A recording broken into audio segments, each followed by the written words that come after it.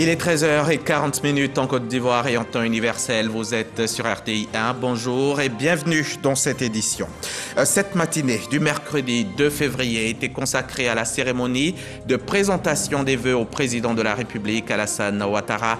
Tous les corps constitués se sont succédés à la tribune pour souhaiter au chef de l'État les vœux de bonheur, de prospérité et de développement de la Côte d'Ivoire. À suivre en début de journal.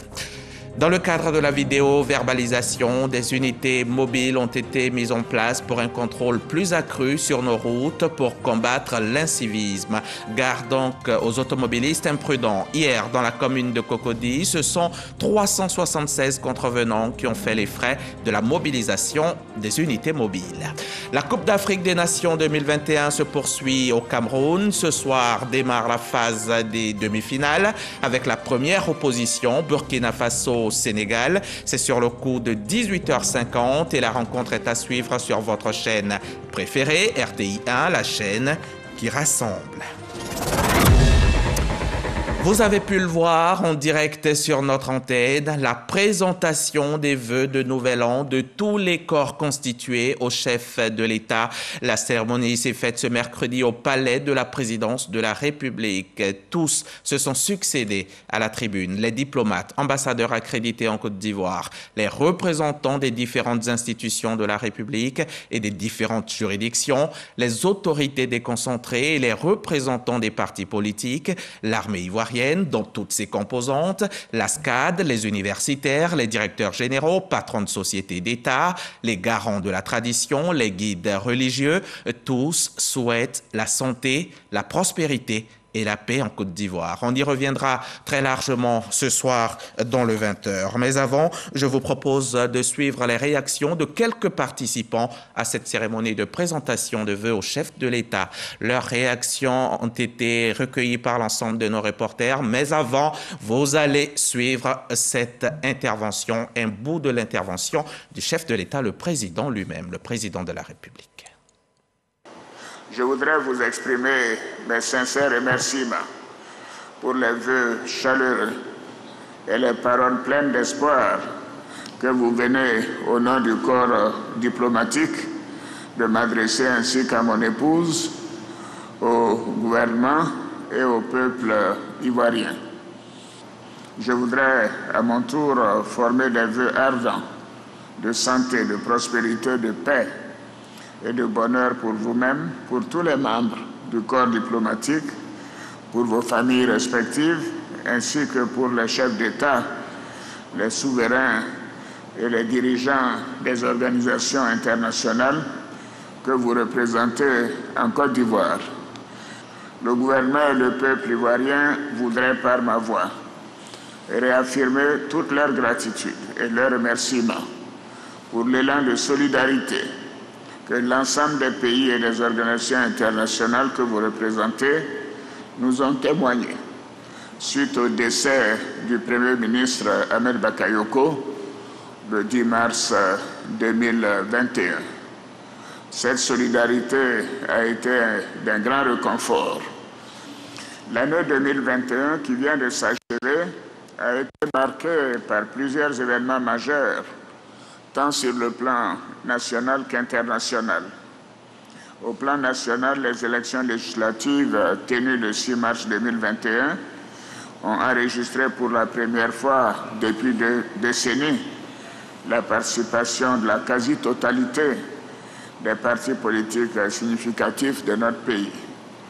Ces élections inclusives se sont déroulées dans un climat apaisé, grâce aux nombreuses actions du gouvernement et des leaders politiques en faveur de la réconciliation et au raffermissement de la paix.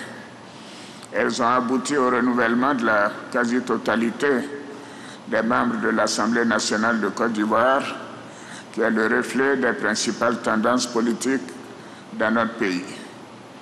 Au niveau politique, je me réjouis du climat apaisé qui prévaut dans notre pays et que nous devons continuer de consolider avec la reprise du dialogue politique entre les principaux acteurs politiques et la société civile, conformément à notre vision d'une Côte d'Ivoire solidaire exprimée dans notre programme de société 2021-2025.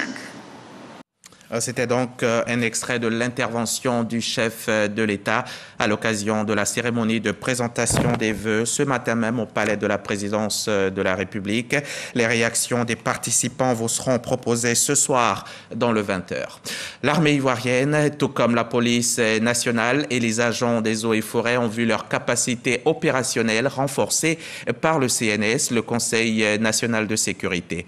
Les forces de défense et de sécurité ont reçu du matériel roulant et de nombreux autres équipements pour être à même de faire face à toutes sortes de menaces dont viennent. Les précisions d'Abou Sanogo. Le CNS, le Conseil national de sécurité, dote la gendarmerie nationale, la police nationale, le Centre de coordination des décisions opérationnelles CCDO et les eaux et forêts de matériel et d'équipement pour améliorer leur mobilité sur le terrain, pour davantage d'efficacité dans l'accomplissement de leurs missions régaliennes respectives. Ces dons ont été remis par le ministre, directeur du cabinet du président de la République, secrétaire exécutif du Conseil national de sécurité, Fidel Sarasoro. Le gouvernement ivoirien a initié, dans le cadre notamment des lois de programmation militaire et sécuritaire, plusieurs actions visant la modernisation et la professionnalisation des forces de défense et de sécurité. Ces efforts impulsés par le président de la République, chef suprême des armées, ont progressivement conduit à une nette amélioration de la situation sécuritaire générale. Je voudrais clore en transmettant à nos vaillantes forces le message du président de la République qui les exhorte à faire un bon usage du matériel que le Conseil national de sécurité met ainsi à leur disposition.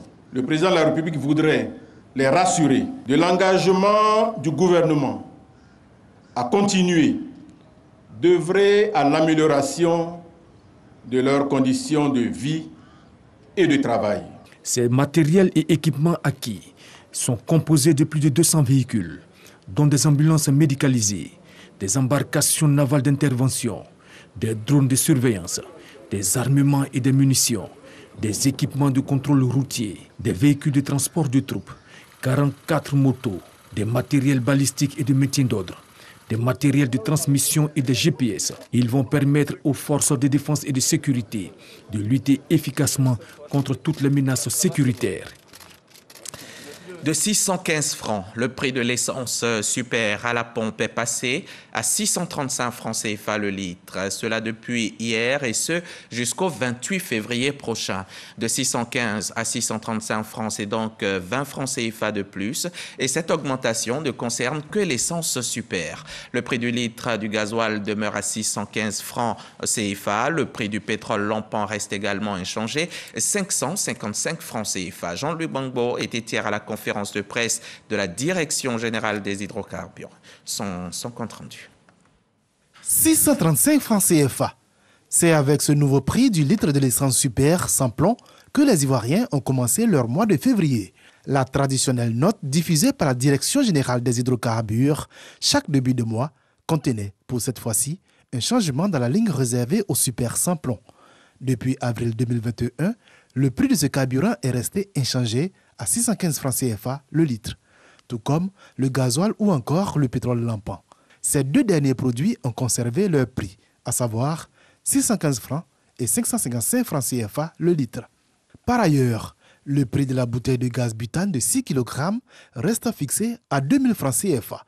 De même, la bouteille de 12,5 kg, très prisée des ménages, demeure inchangée à 5200 francs CFA.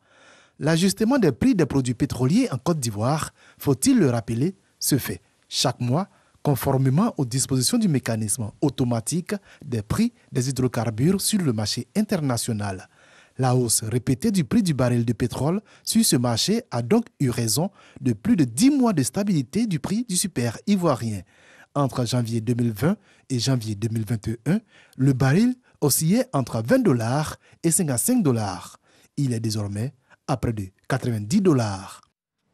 Les automobilistes de Côte d'Ivoire surveillés comme du lait sur le feu. La vidéo-verbalisation, vous connaissez certainement. La technologie fait ses preuves depuis plusieurs mois déjà. Mais loin d'en être satisfait, le gouvernement a décidé d'aller encore plus loin. Des unités mobiles sont mises en place et elles sont mobilisées en permanence sur les routes. Hier, rien qu'en une demi-heure, près de 400 contrevenants ont été épinglés dans la zone de Cocody-Angré.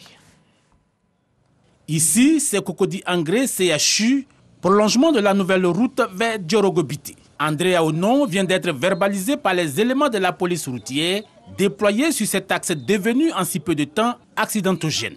La raison, l'automobiliste roulait à plus de 70 km/h, là où la vitesse maximale autorisée est de 60. 70 à l'heure, c'est vraiment trop peu.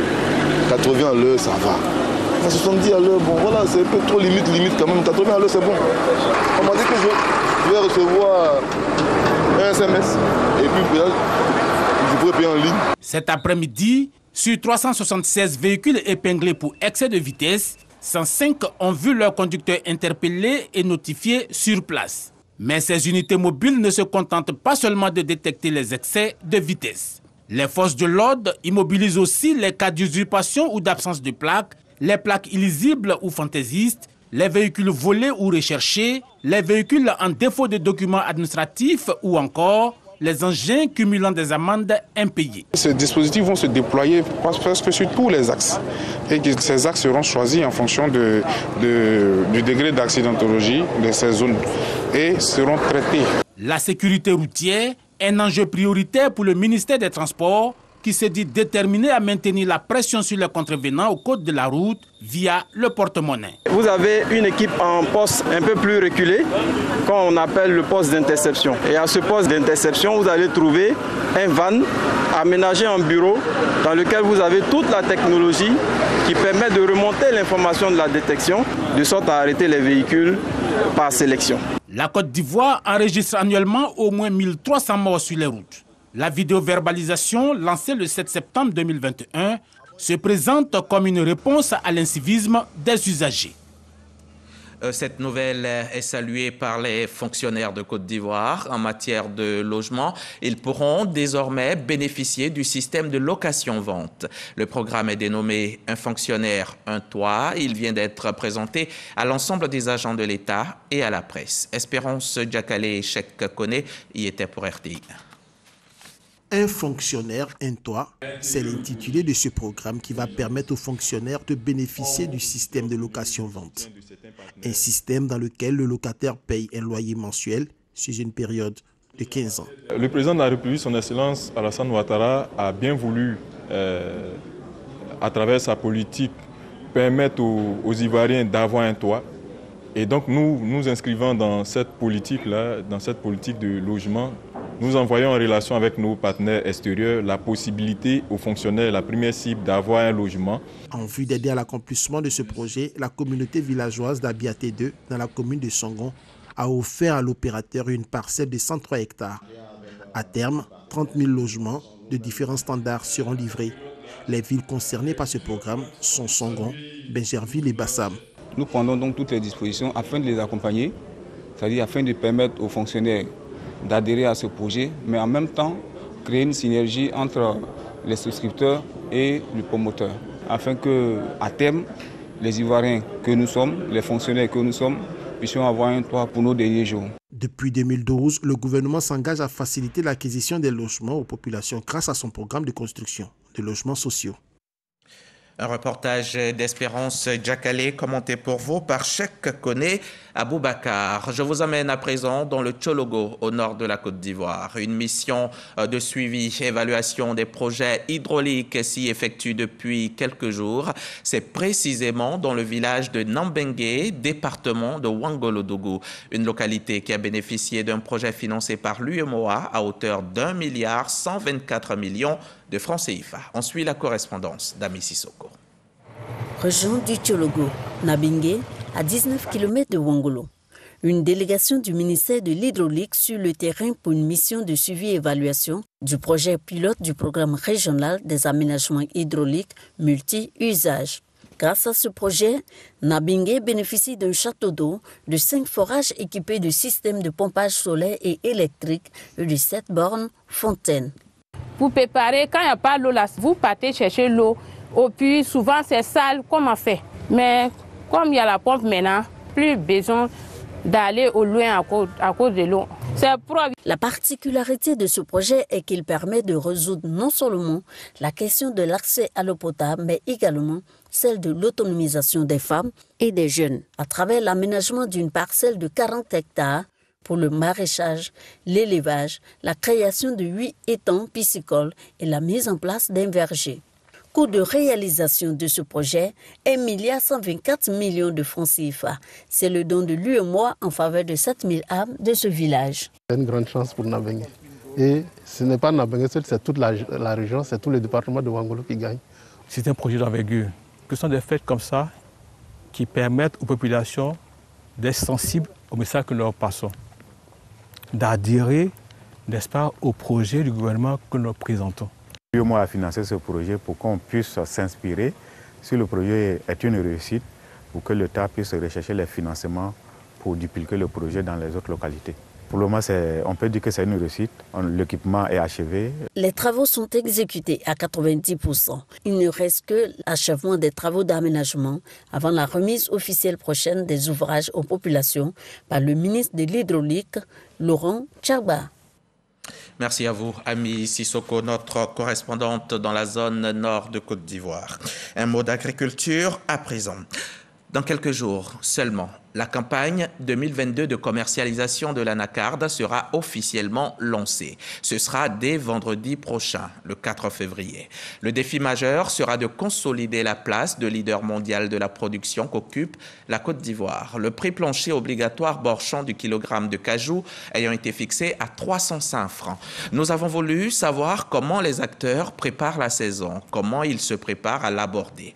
Pour cela, je vous emmène dans le Gontougo, l'une des plus grandes zones de production de l'anacarde du pays. Et là-bas, on est mobilisé contre la fuite des produits vers les pays limitrophes. On y va maintenant avec Mahma Traoré. Des anacardiers tutoyant la chaussée, celle qui rallie la ville de Bondoukou à celle de Bouna. Ce paysage prouve à suffisance que nous sommes dans une zone de forte production. Après 70 km de parcours, nous voici à Flakiédougou. Dans la région du Gontougo, cette bourgade est réputée être le centre névralgique du commerce de cajou. L'ambiance y est encore timide avant le lancement de la campagne prévue ce 4 février, mais il faut déjà se préparer, comme le font les ouvriers de la coopérative de Ondité. Vous essayez de mettre tout en ordre, ranger les sacs vides, les palettes, on va réparer les palettes. Ils s'affairent à aménager l'entrepôt vide avant l'arrivée des tonnes de noix de cajou qui seront acheminées depuis les champs une fois la campagne lancée. Quelques producteurs membres se joignent à la tâche. Avec lui, j'ai fait tous mes ventes, parce que avec lui, même si j'ai besoin des produits, je demande à ce qu'il me donne pour qu'en fait je puisse traiter le champ. Que je sais qu'on est en communauté. Compter sur la récolte de firmés est bon signe pour Ondité, surtout que les commandes des clients affluent en cette pré-campagne. Le plus gros client qui prend avec nous, voilà, il demande près de 10 000 tonnes. Qu'on fasse 10 000 tonnes pour lui. Voilà. Donc, avec les autres aussi qui sont à côté, chacun vient. Cette année même, il y a beaucoup d'architectes qui viennent vers la zone de Bondoukou. Je pense que ça va marcher. Vu notre production, même déjà, nous, pour notre coopérative, on peut avoir 5 à 4 000 tonnes. Ondité compte près de 1000 planteurs affiliés à sa coopérative, mais détenir l'exclusivité d'achat de la production de chacun d'entre eux vaut son pesant d'or.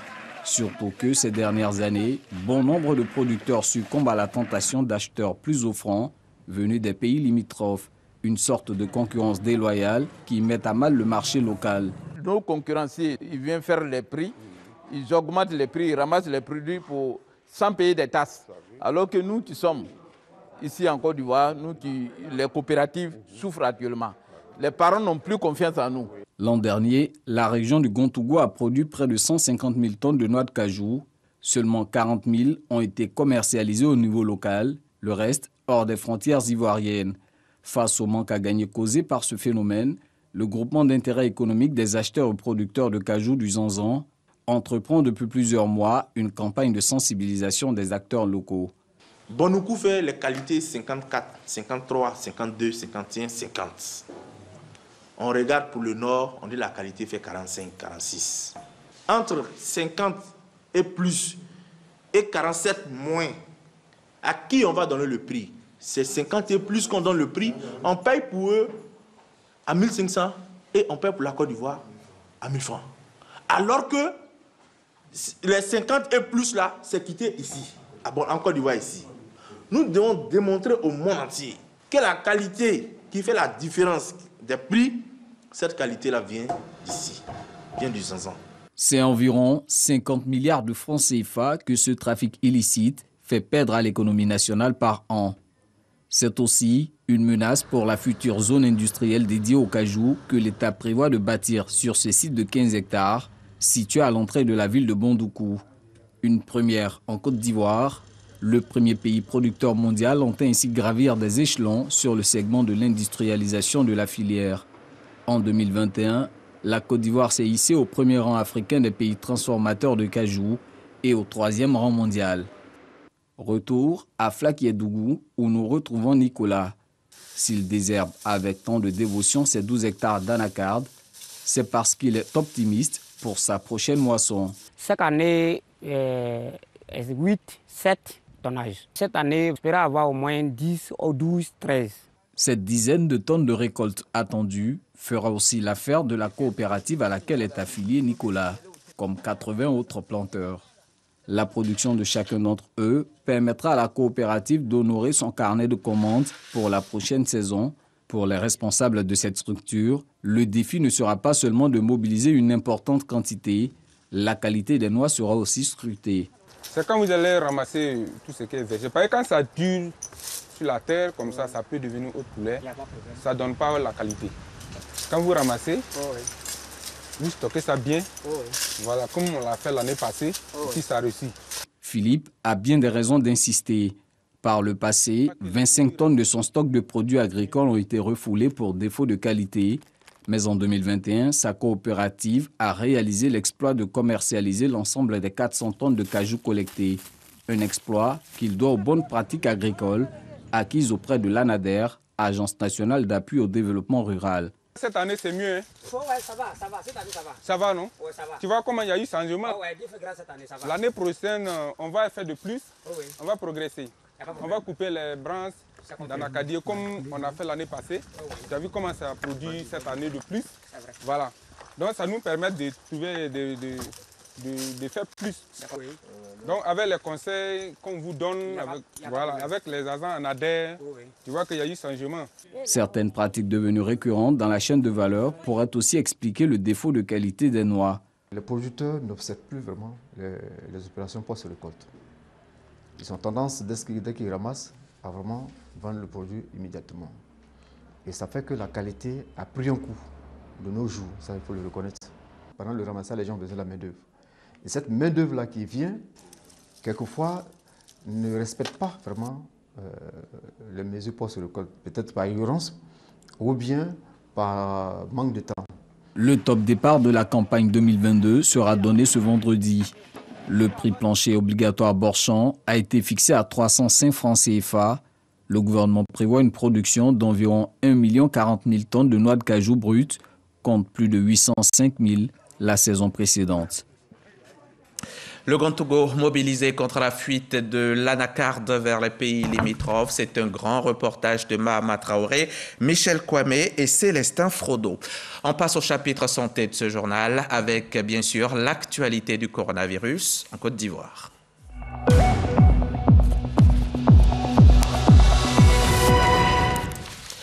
785 décès en Côte d'Ivoire depuis mars 2020 du fait du coronavirus. La pandémie de Covid, qui ne baisse toujours pas d'intensité, a touché 65 personnes hier pour un total de 80 783 cas confirmés depuis près de 2 ans et 1789 cas sont encore actifs à ce jour. Le combat est donc loin d'être terminé. Le virus est solide et il tient bon. Nous devons en faire autant, tenir bon, sans relâchement des gestes barrières. Alors, on n'oublie pas les masques de protection et surtout, on continue de se laver les mains. Souvenez-vous, depuis 2015, les victimes blessées des crises ivoiriennes depuis 2002 bénéficiaient d'une prise en charge médicale gratuite. Le processus avait été interrompu pendant quelques mois, mais c'est reparti. Le processus reprend son cours normal. Le ministère de la Solidarité et les établissements sanitaires intervenant dans la prise en charge viennent de renouveler l'accord. Le témoignage d'Issa Tchonayeo. Depuis 2015, les blessés des crises en Côte d'Ivoire bénéficient des soins gratuits dans différents établissements sanitaires du pays. Ce, après la signature d'une convention entre le département en charge des victimes et le ministère de la Santé. Le processus, ayant connu un flottement après la formation du gouvernement en avril 2021, reprend de plus belle. Le ministère de la Solidarité et de la lutte contre la pauvreté et les différents établissements de santé intervenant dans la prise en charge viennent de renouveler cette collaboration. Les victimes, quand elles arrivent dans nos hôpitaux, elles sont munies d'un bon de prise en charge. Et avec ce bon-là, elles rentrent dans nos hôpitaux et elles sont prises en charge. Ça veut dire que si, du temps déjà de la cône arrive, c'est des listes qui sont déjà établies. Donc, on sait déjà ce qu'ils ont, ces blessés. Au début de l'opération en août 2015, la phase pilote avait permis à 1000 victimes de bénéficier des soins gratuits. Aujourd'hui, ce sont plus de 4000 blessés qui sont concernés. Un soulagement pour les associations des victimes et des blessés. Il faut d'abord remercier le chef de l'État et puis surtout son gouvernement, son ministère de la Solidarité, vient de reprendre le volet de la prise en charge. Je souhaite que le ministère va plus loin encore en donnant des bons et en donnant leur prix de transport pour aller jusqu'au lieu où ils doivent se soigner. C'est un grand soulagement pour moi personnellement et vraiment je crois que ça serait un grand soulagement aussi pour toutes les victimes qui ont besoin de la prise en charge. La réussite de l'opération passe par la mobilisation et l'implication de plusieurs structures spécialisées. La ministre, Miss Belmondo Dogo, à travers ce renouvellement de cette convention, réitère la volonté du chef de l'État de soulager toutes les victimes des crises ivoiriennes. La réparation des préjudices dans le cas des crises qui ont secoué notre pays est un des signes forts de l'engagement du gouvernement et pour le président Alassane Ouattara dans le processus de sortie des crises. C'est l'une des conditions à la consolidation de la paix et à la restauration du tissu social. Cet engagement de l'État ivoirien a permis à ces familles durablement affectées par les événements douloureux que la Côte d'Ivoire a traversés d'être un tant soit peu soulagées. Miss Belmondo Dogo a rassuré qu'aucun blessé des crises en Côte d'Ivoire ne sera laissé pour compte et a insisté sur la gratuité des soins dans les établissements réquisitionnés pour la circonstance. On va à présent s'intéresser à cette activité du ministère de l'Éducation nationale et de l'alphabétisation. Ce sera en bref et en images. Le département de Maria Tokone a remis cette semaine 35 véhicules neufs à plusieurs inspecteurs et directeurs régionaux, de quoi améliorer leurs conditions de travail. On en saura plus dans nos prochaines éditions avec Franck Quadio. Pendant ce temps, le ministre de la Réconciliation et de la Cohésion sociale, lui, s'entretenait avec les journalistes de Côte d'Ivoire. Le ministre a été reçu à la Maison de la Presse où sont logés les bureaux de l'Union nationale des journalistes de Côte d'Ivoire. Les échanges ont essentiellement porté sur la collaboration journalistes de Côte d'Ivoire, ministère de la Réconciliation. Témoin de la rencontre, Angela Diallo, son reportage dans nos prochaines éditions.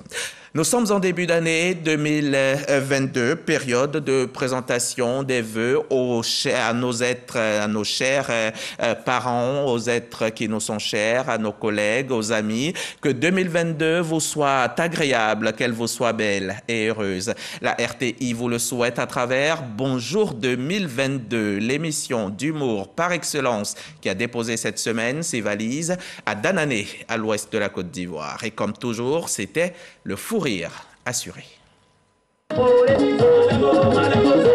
Ambiance toute particulière et mobilisation exceptionnelle au stade de Danané, localité située dans la région du Tongui à l'ouest de la Côte d'Ivoire. Normal, les humoristes de Bonjour de la RTI sont bel et bien présents à Danané. Des humoristes qui ne manquent pas d'ingéniosité pour arracher le sourire au public. Les blancs qui ont fait cache-nez là, je n'ai pas compris. Regardez cache-nez, ça. Mais ils n'ont pas tenu compte des têtes de Yacouba. Faut jamais demander à Yacouba de dire que de bœuf. S'il veut dire que de bœuf. Yacouba peut pas dire mon petit, dit bébé. À travers donc, Bonjour, le directeur général de la RTI veut marquer l'attachement du groupe RTI à la zone du Tongpi et par ricochet Danané. On dit toujours Danané est loin d'Abidjan. Non, non, c'est Abidjan qui est loin de Danané. Parce que la RTI est très proche de Danané. Et ce qui se fait ici se relaie. Et on voit tout Abidjan. Pour le parrain, le ministre de l'Intérieur et de la Sécurité, le général Vagando Diomandé, c'est une fierté que de recevoir pour la toute première fois Bonjour à Danané. Il a félicité les populations pour leur forte mobilisation avant de les exhorter à privilégier l'union et la solidarité dans la région. Il avait à ses côtés la secrétaire d'État chargée de la protection sociale. Que cette année montre au monde entier l'union, la solidarité, l'entente parfaite de tous les cadres du Tongpi, tous unis comme les doigts d'une seule main pour avancer et avancer résolument vers le développement. Merci à monsieur le directeur général de la RTI, grâce à qui aujourd'hui nous avons cette grande mobilisation dans la joie et dans l'allégresse. Heureux, le public composé des différentes couches sociales n'a que rêve. Le retour de Bonjour à Danané l'année prochaine. Goyave, goyavier, manguier, ignamier. Ça a tué. Je vous souhaite de rire autant chaque jour tout au long de l'année 2022. La situation est sous contrôle. Ce sont les mots du président bissau-guinéen mardi soir à la presse. La situation a été très confuse hier à Bissau. Des tirs ont été signalés dans le centre-ville près des institutions du pays. Des détonations qui ont provoqué un début de panique. La CEDEAO a condamné une tentative de coup d'État. C'est donc vers 17h20, heure locale, que les militaires sont entrés dans le palais du gouvernement et que les membres du gouvernement ont été libérés. Qui du Sénégal ou du Burkina sera libéré de cette forte pression des demi-finales de la CAN 2021? On le saura ce soir.